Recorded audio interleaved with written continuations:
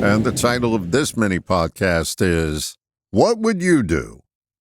Have you ever played the What Would You Do game? Someone asks, what would you do if you won the big lottery jackpot? What would you do if your spouse and your dog were drowning and you could only save one?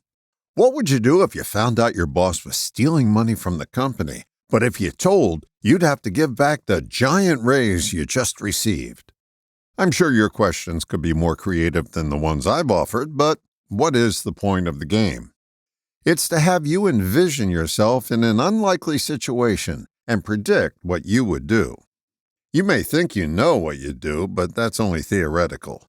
What you would actually do when actually faced with those circumstances may be a lot different than you think. So what?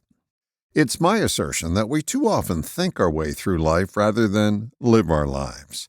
That means we are dancing in our imagination and not stepping out on the dance floor. What have you been daydreaming about for decades that you never made one attempt at? That's escapism of the highest order. You're postponing living, waiting to hit the big jackpot. You have a better chance of seeing the great pumpkin on Halloween. I think daydreaming is a wonderful thing to do to bring moments of pleasure our way. If it becomes a way of life, you have no life. Like the Grasshopper told us years ago, life is a contact sport. That means you actually have to rub up against life to feel alive. The question isn't, what would you do? The question is, what are you doing? What are you doing now to make that dream come true? What steps are you taking right now? If you're not moving in the direction of your dream, it's a pipe dream.